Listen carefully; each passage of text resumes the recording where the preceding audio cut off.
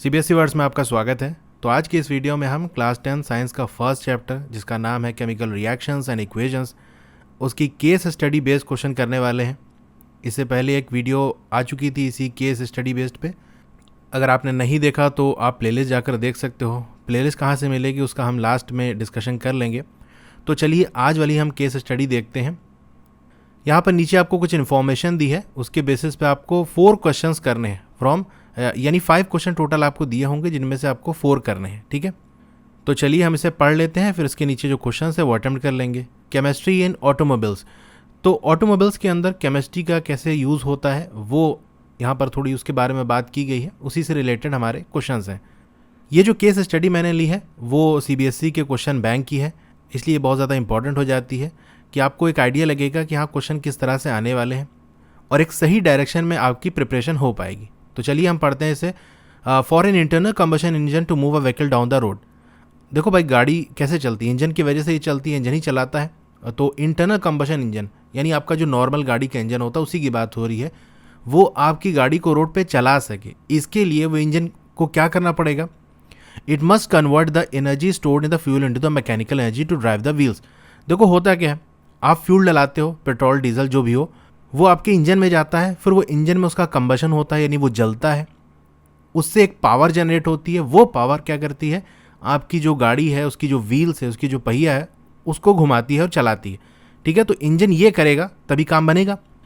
आपकी कार के अंदर डिस्ट्रीब्यूटर होता है, बैटरी होती है, जो क्या करती है, provide the starting energy by creating electric spark. देखो बेसिकली बैटरी क्या करती है, आपकी गाड़ी में क्या होता है, आप देखोगे जैसे बाइक की ही बात कर लो तो उसके अंदर स्पार्क प्लग होता है। ठीक है, कभी कोई अक्सर गाड़ी स्टार्ट नहीं होती तो उसे साफ़ किया जाता है, उसमें कार्बन आ जाता है। तो वो जो स्पार्क प्लग होता है वो क्या करता है, जो फ्यूल आपके इंजन में गया वहाँ एक स्पार्क देगा, एक चिंगारी देगा जिससे वो फ्यूल जलेगा। और वो स्पार्क कैसे जनरेट होगा? बैटरी के जरिए। Which helps in combustion of fuel, जो फ्यूल को जलाने में मदद करेगा, लाइक गैसोलीन। गैसोलीन जैसे मतलब हमारे यहाँ पेट्रोल कहा जाता है, यूएस वगैरह के अंदर गैसोलीन कहा जाता है। ठीक है, सिंपल गैस भी कहते हैं वो लोग। तो आपको यहाँ नीचे एक रिएक्शन दी हुई है। ठीक है, जो गैसोलीन है यानी जो आपका पेट्रोल है वो किस तरीके से उसमें कंबशन होता है, किस तरह से वो बर्न होता है जब हम उसको अच्छी खासी एयर सप्लाई करते हैं। ठीक है, तो आपको ये बेसिकली इंपॉर्टेंट यहाँ है कि आपको ये रिएक्शन दी हुई है और यही रिएक्शन इंपॉर्टेंट है, इसी के बेस पे आपसे क्वेश्चन पूछे जा रहे हैं। ये जो आपका C8H12 है, ये पेट्रोल के अंदर यानी जो आपका गैसोलीन उसके अंदर प्रेजेंट होता है, और ऑक्सीजन जैसे कि आप पढ़ चुके हो ऑक्सीजन के प्रेजेंस में ही बर्निंग होती है। तो 16X नाम का एक प्रोडक्ट बनता है और 18Y नाम का एक दूसरा प्रोडक्ट बनता है। ठीक है, तो बेसिकली X और Y क्या है, कंपाउंड है और ये उसके कोफिशिएंट है 16 और 18। जैसे यहाँ पर लगा है 25O2, तो ठीक है, O2 क्या है, ये हमारा एक मॉलिक्यूल है और उसके पीछे 25 इसके कोफिशिएंट है। ठीक है, चलिए हम क्वेश्चन देखते हैं।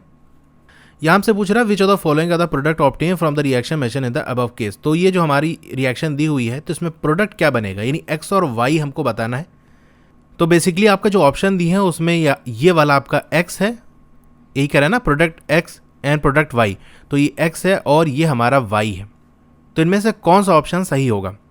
तो आपने तो पढ़ा ही होगा बैलेंसिंग किस तरह से की जाती है, यानी law of conservation of mass यहाँ पर लगेगा कि जितने भी एलिमेंट हैं इस रिएक्शन के अंदर, रिएक्टेंट साइड में हर एलिमेंट के जो एटम्स हैं वो प्रोडक्ट साइड के एटम्स के बराबर होने चाहिए। ठीक है, तो चलिए हम रिएक्टेंट साइड का तो हमको पता है, वो हम लिख लेते हैं। ठीक है, ये रिएक्टेंट साइड की हमारे बात हो रही है। ठीक है, ये प्रोडक्ट साइड की होगी।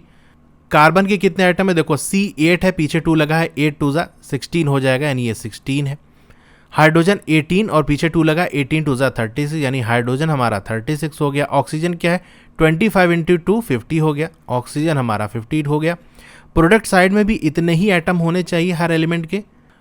तो यहाँ पर हम क्या करेंगे, एक एक ऑप्शन चेक कर लेंगे। जैसे यहाँ देखो 16X है और ये हमारा 18Y दिया हुआ है, तो ए वाले ऑप्शन में यहाँ 16 लगा लेंगे और यहाँ 18 लगा लेंगे। तो अब देखो ए वाले ऑप्शन की हम बात कर रहे हैं तो यहाँ कार्बन, हाइड्रोजन, ऑक्सीजन, ये तीनों हम देख लेंगे। वैसे ही समझा रहा हूँ इसलिए इतना टाइम लगेगा, वरना एक बार में आइडिया लगा के आप देख सकते हो, इतना लिखना नहीं पड़ेगा। कार्बन की बात करें, देखो यहाँ पर कार्बन एक अकेला है, पीछे 16 है, यानी कार्बन 16 हो जाएगा। ठीक है, ऑक्सीजन देखो यहाँ 2 लगा हुआ है और पीछे 16 है, यानी यहाँ से 32 हो गया ऑक्सीजन। और ये वाई वाले साइड में भी है, यहाँ कितना है, 2 है और 18 है, 18 2 36, तो 32 + 36 देखो 50 से ज़्यादा हो जा रहा है। रिएक्टेंट साइड में तो सिर्फ 50 है, तो ए वाला ऑप्शन ऐसे ही गलत हो गया। ठीक है, क्योंकि सारे आइटम मैच करने चाहिए, उतने ही होने चाहिए। बी वाला ऑप्शन देखेंगे तो देखो यहाँ पर भी हम ऐसे 16 लगा लेंगे, यहाँ 18 लगा लेंगे। इसको देखो हम पहले कार्बन ही देखेंगे, ठीक है, कार्बन से ही स्टार्ट करेंगे। तो देखो एक्स वाले साइड में इधर तो नहीं है कहीं, इधर है एक कार्बन है, पीछे 18 लगा हुआ है, और कार्बन हमारे रिएक्टेंट साइड में 16 है और प्रोडक्ट साइड हमारा 18 आ रहा है। तो इसका मतलब ये बी वाला ऑप्शन भी गलत हो जाएगा, ठीक है। चलिए अब सी वाला ऑप्शन हम देख लेते हैं। यहाँ हमने 16 लगा लिया, यहाँ 18 लगा लिया। कार्बन की बात करें, देखो सिर्फ हमारे एक्स वाले साइड है यानी लेफ्ट साइड है 16, और कार्बन हमारा मैच कर रहा है। कार्बन कितना है, 16 है। हाइड्रोजन की बात करें, देखो यहाँ पर एक हाइड्रोजन 3 है और ये हमारा एक हाइड्रोजन है, यानी यहाँ पर 4 है और पीछे 16 है। 16 4 जा 64, तो हाइड्रोजन कितना आ रहा है हमारा, 64 आ जा रहा है, जबकि होना चाहिए हमारा 36। रिएक्टेड साइड में 36 है, तो सी भी गलत हो गया। तो फाइनली आप लगा सकते हो डी ही है, लेकिन मैं चेक करके बता देता हूँ आपको, ठीक है। तो डी वाले ऑप्शन की अब हम बात कर लेते हैं। कार्बन, हाइड्रोजन, ऑक्सीजन कितने कितने हैं ये हम देख लेते हैं। देखो यहाँ 16 लगाएंगे, यहाँ हम 18 लगाएंगे, तो कार्बन कितना हो गया, एक है, पीछे 16 है, यानी हमारा 16 हो गया। हाइड्रोजन की बात करें, किधर है, इस टाइप है, तो हाइड्रोजन देखो यहाँ पर 2 है और पीछे 18, 18 2 36, तो हाइड्रोजन हमारा 36 हो गया। ऑक्सीजन की बात करें, देखो यहाँ पर है 2 लगा हुआ है, यानी 16 2 32 इधर हो गया, और इधर भी एक ऑक्सीजन है, यानी ये कितना है, 18 1 18, 32 प्लस 18 क्या होता है आपका, 50 होता है। तो ये हमारा डी वाला ऑप्शन मैच कर गया। ये समझाने में इतना टाइम लग गया, बाकी तो हम आप देख ही लोगे तो हो ही जाएगा, ठीक है। तो इसका डी वाला ऑप्शन सही होगा। अगला पार्ट है identify the type of the chemical reaction occur during the combustion of fuel. ये जो फ्यूल का कंबशन हुआ है, फ्यूल जो जला है हमारा, उसमें कौन सी केमिकल रिएक्शन हुई ये आपको बताना है। तो ऑप्शन देखोगे तो आपको आइडिया लग जाएगा कि हाँ ऑक्सीडेशन, डिकम्पोजिशन, ऑक्सीडेशन, इसकी बात हो रही है, ठीक है। और एंडोथर्मिक और एक्सोथर्मिक की बात हो रही है। यानी मैं एक बार फिर से रिएक्शन आपको नीचे लिखूं, अब की बार तो हमको पता चल गया ना एक्स और वाई क्या है।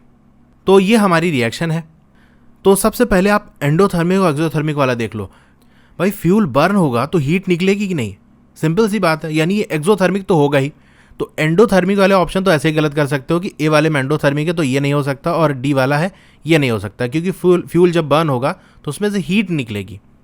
अब हमको बी और सी वाला ऑप्शन चेक करना है कि भाई एक्सोथर्मिक तो कॉमन हो गया, डिकम्पोजिशन हो रहा है या ऑक्सीडेशन हो रहा है।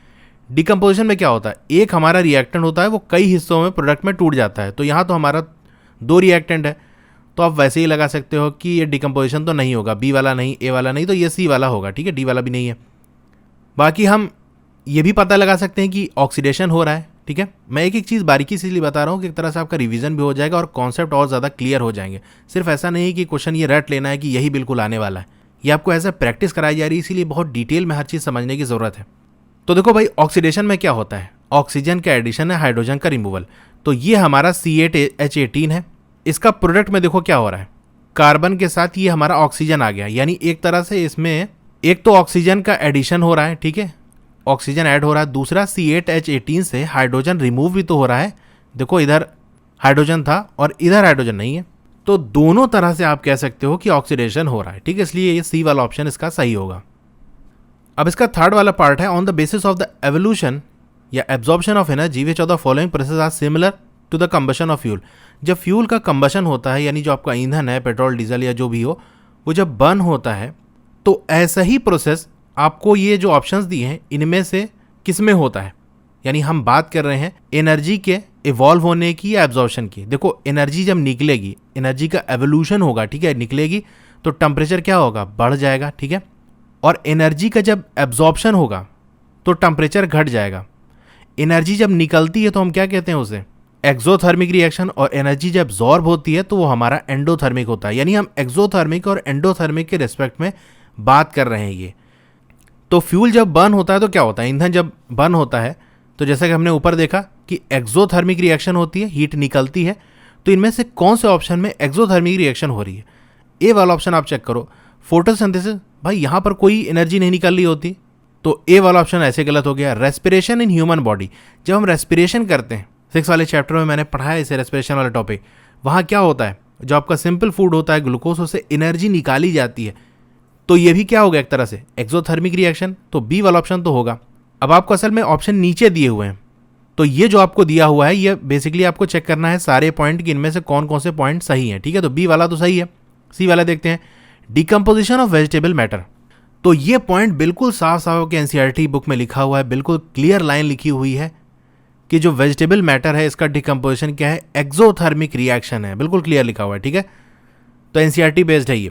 तो बी वाला ऑप्शन सही हो गया, सी वाला ऑप्शन सही हो गया, यानी आपका सेकंड और थर्ड। तो देखो किस ऑप्शन में आ रहा है, ये ए वाले में आ रहा है सेकंड और थर्ड, तो ए वाला हो जाएगा।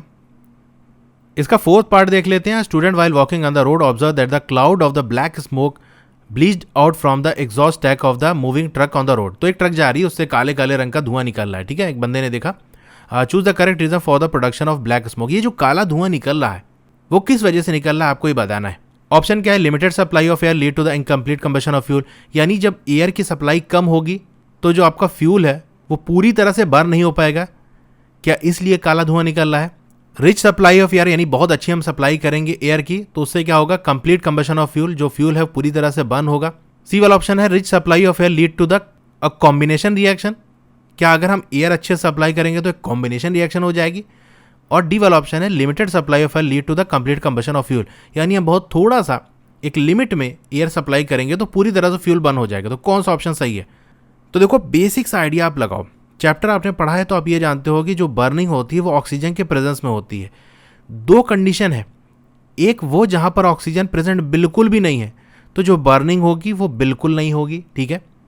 ये आप जानते हो, आपने पढ़ा है, कंबशन के लिए ऑक्सीजन की जरूरत पड़ती है। कहीं पर भी आप देखोगे अपनी बुक के अंदर जो रिएक्शन है कि इसको बर्न किया जा रहा है, इसका कंबशन हो रहा है, तो वहां देखोगे ऑक्सीजन से उसका रिएक्शन हो रहा होगा, ठीक है। रिएक्शन आप देखना, बहुत से एग्जाम्पल आपके एनसीईआरटी बुक में दिए हैं, ठीक है।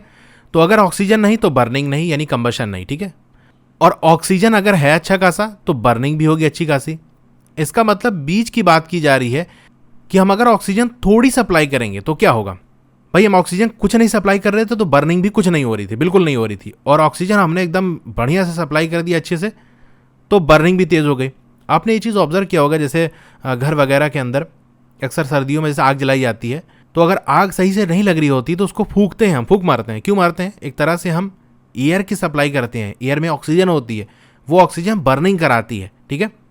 यानी जितना ऑक्सीजन ज़्यादा होगा उतनी बर्निंग अच्छी होगी। लेकिन ये जो ब्लैक स्मोक है, काला धुआं है, उसका रीज़न क्या होगा ये हमको बताना है।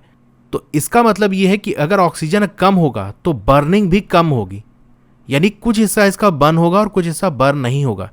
और जो बर्न नहीं हो पाएगा तो फिर वो काले धुएं के फॉर्म में निकलेगा। इसीलिए जो पुरानी गाड़ी होती है इसका इंजन सही नहीं होता, खराब हो जाता है, वही काले धुएं देती है। तो इसका ऑप्शन कौन सा होगा, लिमिटेड सप्लाई ऑफ एयर, यानी हम एयर की सप्लाई कम करेंगे तो उससे जो कंबशन है वो पूरी तरह से नहीं हो पाएगा, कुछ हिस्सा उसका जलेगा, कुछ हिस्सा नहीं जलेगा। जो नहीं जल पाएगा तो फिर वो काले धुएं की शक्ल में निकलेगा। और बी वाला ऑप्शन की बात करें तो यहाँ कंप्लीट कंबशन की बात कर रहा है, तो भाई अगर पूरी तरह से जल गया तो काला धुआं कैसे बनेगा। सी वाले में कॉम्बिनेशन रिएक्शन की बात कर रहा है तो यहाँ तो इससे कुछ लेना देना है ही नहीं कॉम्बिनेशन रिएक्शन का। और डी वाले में भी देखो कंप्लीट कंबशन की बात कर रहा है, यानी पूरी तरह से बर्न हो जाएगा फ्यूल, तो पूरी तरह से बर्न हो गया तो ब्लैक स्मोक नहीं बनेगा, ठीक है। तो हमारा यही ए वाला हो गया सही। अब इसका फिफ्थ वाला पार्ट भी देख लेते हैं। वैसे आपको 4 ही करने, लेकिन मैं सारा ही करा देता हूँ। Although nitrogen is the most abundant gas in the atmosphere, it does not take part in the combustion, यानी नाइट्रोजन की तो भरमार है हमारी एयर के अंदर, लेकिन उसके बाद भी ये कंबशन के अंदर जब हम किसी चीज़ की बर्निंग करते हैं तो एयर सप्लाई करते हैं तो वो ये नाइट्रोजन उस कंबशन में पार्टिसिपेट नहीं करती, यानी किसी तरीके से नाइट्रोजन रिएक्ट नहीं करती। तो इसका क्या रीज़न हो सकता है। तो अगर क्वेश्चन आप अच्छे से पढ़े होगे तो उसी के अंदर जवाब मिल गया कि नाइट्रोजन कंबशन में पार्टिसिपेट नहीं कर रही है, इसका मतलब वो नाइट्रोजन रिएक्ट नहीं कर रही है। तो ए वाला ऑप्शन तो भाई कैसे सही हो सकता है, यहाँ कह रहा है नाइट्रोजन रिएक्टिव गैस है। अगर नाइट्रोजन रिएक्टिव होगी तो रिएक्ट कर जाएगी, तो यहाँ तो रिएक्ट नहीं कर रही, यही तो कह रहा है हमसे क्वेश्चन में। बी वाला ऑप्शन है नाइट्रोजन इज इनर्ट गैस, तो ये बात सही है, इनर्ट गैस है। इनर्ट गैस क्या होती है, जो किसी भी तरह से रिएक्शन नहीं करती किसी से। अब सी वाला देखें, नाइट्रोजन इज एक्सप्लोजिव गैस, भाई अगर एक्सप्लोजिव होता तो आप एयर सप्लाई करते तो धमाका सा हो जाता, तो ऐसा तो कुछ होता नहीं, तो ये भी गलत हो गया। Only hydrocarbon can take part in combustion, तो ऐसी बात भी नहीं है। नाइट्रोजन के बारे में थोड़ा आगे आप 4th वाले चैप्टर में पढ़ोगे तो वहाँ ये बात पढ़ोगे कि नाइट्रोजन क्या होता है, उसका जो मॉलिक्यूल होता है वो ट्रिपल बॉन्ड बनाता है। जब बॉन्डिंग के आगे पढ़ोगे तो बहुत ज़्यादा मजबूत होती है, इसीलिए इसकी बॉन्ड टूटती नहीं। तो इसका जो मॉलिक्यूल है वो पूरी तरह से रिएक्ट नहीं करता किसी से, क्योंकि इसका ब्रेकडाउन नहीं हो पाता, ठीक है। इसीलिए इसे हम इनर्ट गैस कहते हैं। तो बी वाला ऑप्शन इसका सही होगा। ओके, तो आज की इस वीडियो में इतना ही। अब इस केस स्टडी वाले क्वेश्चंस के लिए मैं अलग से प्लेलिस्ट बना दूंगा, यानी जो इंपॉर्टेंट क्वेश्चंस है उसकी अलग प्लेलिस्ट होगी। वहाँ हर टाइप के क्वेश्चन आपको मिल जाएंगे, चाहे एमसीक्यू बेस्ड हो गए, असर्शन रीजन हो गए, केस स्टडी बेस्ड क्वेश्चंस हो गए, ठीक है। तो सारे वो आपको वहाँ मिल जाएंगे। अब प्लेलिस्ट आपको कहाँ से मिलेगी उसकी हम बात कर लेते हैं। इसी तरह की और वीडियोस देखने के लिए या किसी और दूसरे सब्जेक्ट की और वीडियोस देखने के लिए आप YouTube पे सर्च करना चैनल का नाम CBSE वर्ड्स, चाहे लोगो पे या फिर जहां CBSE वर्ड्स लिखा है उस पर आप क्लिक करोगे। फिर आपको होम वीडियो प्लेलिस्ट दिख रहा होगा, आपको प्लेलिस्ट पे क्लिक करना है, नीचे स्क्रॉल डाउन करना है तो आप देखोगे ये CBSE क्लास 10 वाला सेक्शन आ गया और 3 प्लेलिस्ट में दिख रही है। नीचे एक डाउन एरो होगी, उस पर आप क्लिक करोगे तो सारी CBSE क्लास 10 की प्लेलिस्ट आपको दिख जाएगी। History, civics, economics, geography, science, maths. उसके नीचे मैथ्स के नीचे देखो साइंस की प्रीवियस ईयर, इसी तरह सारे सब्जेक्ट्स की प्रीवियस ईयर्स की प्लेलिस्ट है यहाँ पर। तो यहाँ से भी जो भी आप वीडियो देखना चाहते हो देख सकते हो। और दूसरा तरीका ये है कि आप वीडियो के नीचे राइट साइड कॉर्नर में एक एरो दी होगी, उस पर क्लिक करोगे तो डिस्क्रिप्शन ओपन हो जाएगा। डिस्क्रिप्शन में सारे प्लेलिस्ट के लिंक दिए हुए हैं, तो वहाँ से भी आप प्लेलिस्ट देख सकते हो। मेरा टेलीग्राम ग्रुप है, आप उसे भी ज्वाइन कर लो। फेसबुक पेज है, उसे भी लाइक कर लो। सबका लिंक आपको डिस्क्रिप्शन में मिल जाएगा। तो आपको ये वीडियो कैसी लगी कमेंट करके ज़रूर बताइए। अच्छी लगी हो तो लाइक करिए और चैनल पर नए हैं तो सब्सक्राइब कर लीजिए। और उसके बगल में एक बेल का आइकन होगा, उसको दबा के ऑल पे क्लिक कर देंगे तो जब भी नई वीडियो आएगी आपको मैसेज आ जाएगा। ओके, तो फिर मिलते हैं अगली वीडियो में। Thank you.